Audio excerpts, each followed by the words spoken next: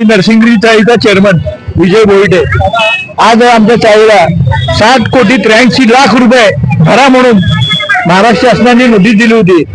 बिड्डूचे तेवढे पैसे भरल्याशिवाय 60,83,00,000 भरल्याशिवाय आमच्या नावाने चाळ होत नव्हती. पण आता देवेंद्रदादा कोटेंनी 2.5% 1980च्या भरायला लावल्यामुळे नाममात्र रक्कम आमच्या चाळीला भरावं लागणार आहे. आणि चाळीतले सगळे लोक आज दिवाळी करत आहेत. कारण एवढा मोठा निर्णय, दगडावरची पांढरी रेल्वे होणार नाही तुमची चाळ नावाने. तुमच्याकडे 10 कोटी कुठल्याही भराला तुम्ही मोलमजुरी करून खाता, तुमच्याकडे एवढे पैसे कधी येणार, तुम्ही कधी भरणार, असा गंभीर प्रश्न आमच्या समोर होता. पण आज देवेंद्रदादांनी आमचं ऐकलं आणि त्यांच्या सहकार्याने गोरे साहेब, बावनकुळे साहेब, देवेंद्र फडणवीस यांनी हे काम करून दाखवलं. त्यामुळे आमचा आनंद गगनात पाहिला. आज त्यांना कोटी कोटी प्रणाम. धन्यवाद दादा. खरंच दमदार आमदार आणि विकासाचा गुंड म्हणलं जात आहे. कसं खैचून आणायचं हे आमदार देवेंद्र कोटेंना माहित आहे बर का. म्हणून तर हे सगळेच महिला त्यांच्या ऑफिस समोर आले.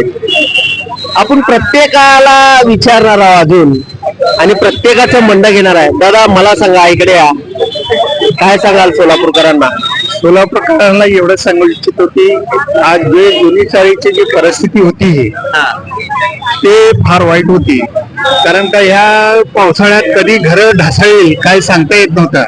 पण वारंवार 19 वर्ष झाले भाऊ वगैरे आम्ही सर्वजण भाऊ तर एवढं प्रयत्न केले की हर एक आमदार लोकांना, खासदार लोकांना, लई लोकांना भेटले, मंत्रालयामध्ये मिटिंग सुरू झाली. पण ते काय बिटू काय निघायला तयार नव्हता. पण जेव्हा देवेंद्र दादांनी आले चाळीमध्ये आम्ही, तर आमचा पहिला एकच प्रश्न होता की बाबा आमचा हे चाळीचं बिटूचा प्रश्न कसं मार्गी लावता तुम्ही हे बोला. तर त्या हिशोबाने थांबा, 1 मिनिट थांबा. हे तुमचं नाव विठ्ठल फुले आणि परवा आम्हाला 4 शिया बसले भाऊ. येतो हा. मग तेव्हा भाऊनी सर्व दादाला सांगून हे आज जे बिटूचं जे काम झालं भाऊ आणि देवेंद्र दादाच्या प्रयत्नामुळे एवढं मोठं यश आलं आहे की सोलापूरची आज कायापलट होऊ शकते. आणि जे धडाडीचे जे आमदार आहे ते देवेंद्र दादामुळे एवढा मोठा प्रयत्न झाला. कारण का एवढे आजपर्यंत जेवढे आमदार येऊन गेले त्यांनी चाळीबद्दल कधीच हे प्रयत्न केले नव्हते. आणि हे जे सरकार आहे बीजेपी सरकार, त्याच्यात देवेंद्र फडणवीस साहेब मुख्यमंत्री, बावनकुळे साहेब जे काम करून दाखवले ते अक्षरशः सराहनीय आहे. त्याबद्दल मी सर्वांचे आभार मानतो. धन्यवाद. तिकडे दाखवा जागृत. आपण त्यांच्याकडे जाणार ते बी चाळीत राहते. मला सांगा दादा, किती आनंद झाला एकदा तुम्ही बी चाळीत राहता. सांगा.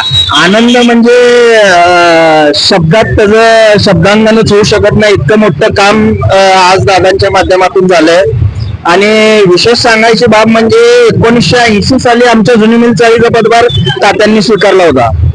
त्यावेळेस 18-20 लाख भरून सुद्धा आम्हाला 3 एकर जागा चाळीच्या संस्थेसाठी मिळणारी नव्हती. त्यावेळेस तात्यांनी तत्कालीन कामगार मंत्र्यांना भेटून बंद पडल्यानंतर कामगारांची खरी व्यथा काय, अवस्था काय आहे हे तत्कालीन कामगार मंत्र्यांना पटवून देऊन आमची 18 ते 20 लाखात सुद्धा 3 एकर चाळ बसणारी नव्हती.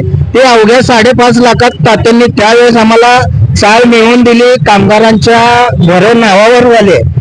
त्यात 80 ते 85 नंतर आज 3 दशकानंतर तात्यांचे नातू म्हणजे आपल्या लाडक्या आमदार देवेंद्रदादा कोटे यांच्या माध्यमातून 2 पाऊल पुढे जाऊन संपूर्ण मोरारजी पेठेचा संपूर्ण कामगार चाळींचा, जिथं तात्यांच्या कार्यकाळात जुनी मिल चाळीचं घर नावावर होण्याचं काम झालं होतं, दादांच्या काळात आज दादांच्या प्रचंड इच्छाशक्तीमुळे, दादांच्या पाठपुराव्यामुळे आपण आज बघितलं असेल की विधानसभेत बावनकुळे साहेबांनी पण दादांच्या पाठपुराव्याचं कौतुक केलेलं आहे.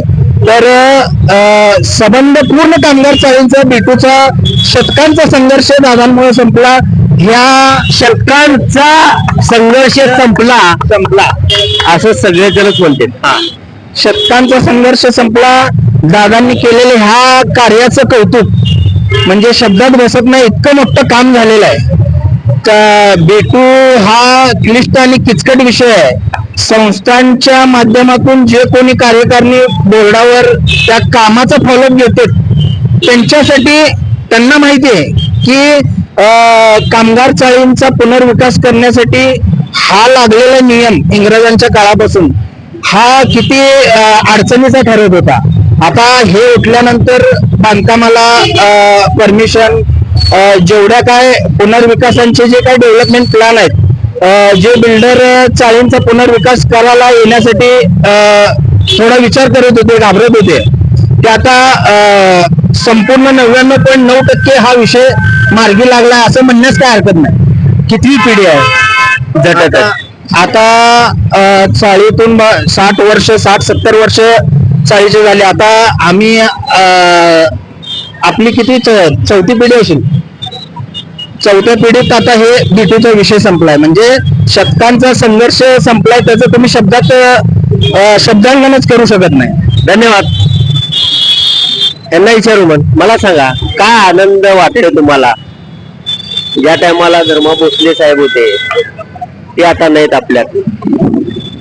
काय वाटतंय काय सांगायला चालेल त्या सगळ्याच लोकांना.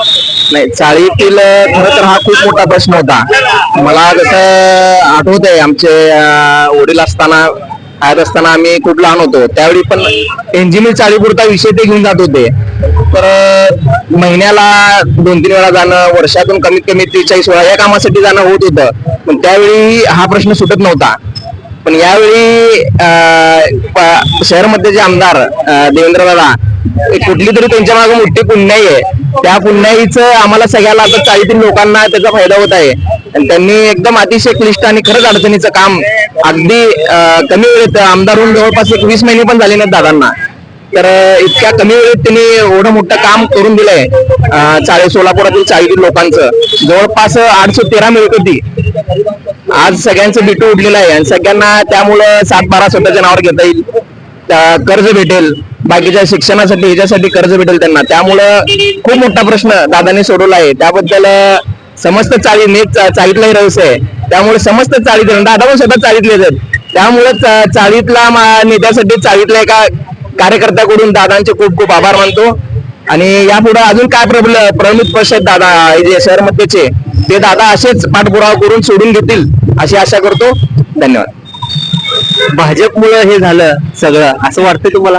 100% फायदा झाला भाजपमध्ये गेल्यामुळे. 100% फायदा झाला. मध्ये तुम्ही गेल्यामुळे फायदा झाला. आता आज खरं अर्थाने आम्हाला आनंद होतोय की भाजप गेल्याचा खरं फायदा काय आहे ते आज आम्हाला कळलंय. धन्यवाद. खाली ओढून सत्ता आहे. शेवटी मुख्यमंत्र्यांचा प्रश्न आहे. सीएम साहेबांनी बावनकुळेला येस केलं. बावनकुळे साहेबांनी खाली आपल्याला येस केलं त्यामुळे हे काम झालं. आता मी बघत होतो पहिल्यापासून त्या काळात का झालं नाही काम बीटूचं. सगळ्यांनी प्रयत्न केले ना. शतकाचं काम झालं. धन्यवाद. खूप काही चांगली माहिती दिली आहे. हे सुद्धा चालत राहतील. आज आपल्या बरोबर धर्मा भोसले नाहीत ते असले असते तर एवढं खुश झाले असते हे मत तर निश्चित आहे. मी राहुल रणदिवे सह जागृत रणदिवे सोलापूर या